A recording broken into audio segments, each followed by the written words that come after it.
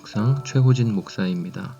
6월 16일 수요일 골로새서 1장 15절에서 23절까지의 말씀 묵상을 함께합니다.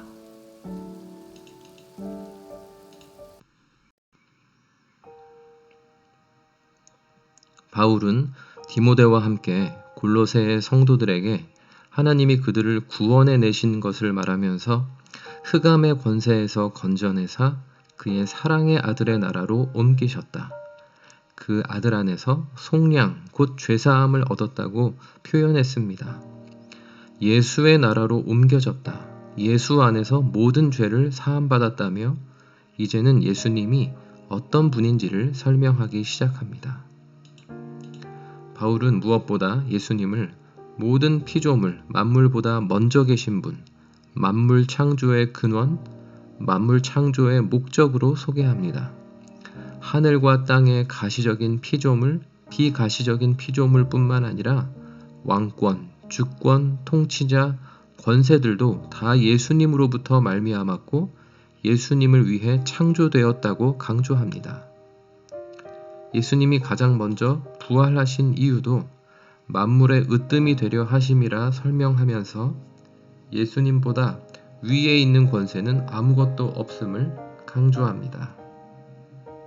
바울은 이런 식의 설명을 통해 예수님만 섬길 대상이지 예수님을 위해 창조된 그 어떤 피조물, 그 어떤 권세도 사람이 의지하거나 섬길 대상이 아님을 분명하게 합니다.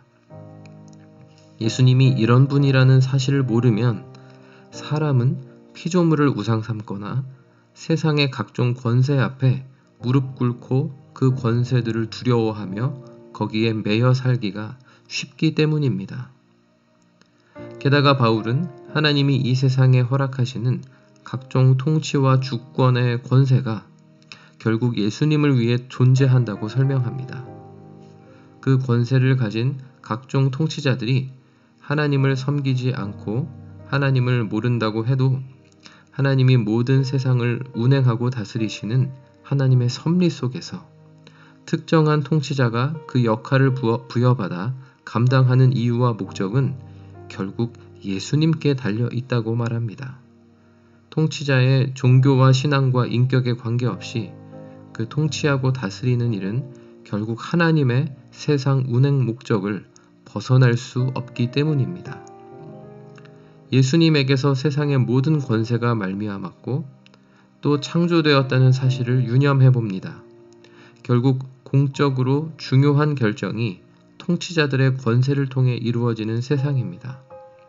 통치자가 누구이든 세상의 각종 정치와 외교, 현안 관련 중요한 결정들에 주님이 개입하고 계시고 보이지 않는 능력으로 주관하고 계심을 믿고 주님께 이 세상의 모든 권세와 만물을 다 맡기며 철저히 주님을 의지하는 것이 중요함을 깨닫습니다. 예수님을 머리, 근본, 만물의 으뜸으로 모시는 유기적인 몸인 교회가 이런 면에서 흔들림이 없어야 함을 바울은 골로새의 지체들에게 강조했습니다. 복음은 결국 오직 예수님만이 이 세상 모든 만물과 권세를 통치하고 주관하신다는 사실이 핵심입니다. 예수님의 통치와 다스림에 대한 굳건한 확신을 갖고 이 복음 사역에 능동적으로 헌신함이 마땅함도 되새깁니다.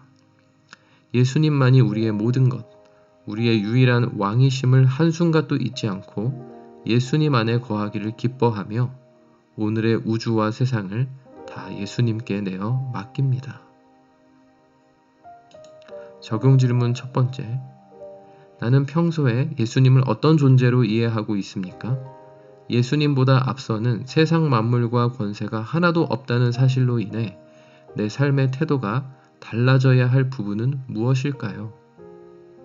두 번째, 이 세상 모든 권세가 다 예수님으로부터 말미암았고 예수님을 위해 창조되었다는 바울의 견해가 오늘 대의 민주주의 시대를 사는 우리에게 시사하는 바는 무엇일까요? 기도하겠습니다. 하나님 아버지, 이 세상의 만물과 모든 권세를 지으시고 다스리시는 예수님을 바라봅니다. 예수님의 그 능력과 영광과 주되심을 늘 잊지 않고 예수님께 이 세상의 모든 것을 내어 맡기며 예수 안에서 흔들림도 두려움도 없는 오늘을 살게 하옵소서. 각종 알고리즘과 체계와 역학관계 속에서 세상의 권세가 결정되고 움직이는 듯 하지만 모든 통치와 권세의 배치와 그 역학관계를 다 주관하시는 주님을 믿고 흔들리지 않게 하옵소서. 예수님의 이름으로 기도드립니다. 아멘.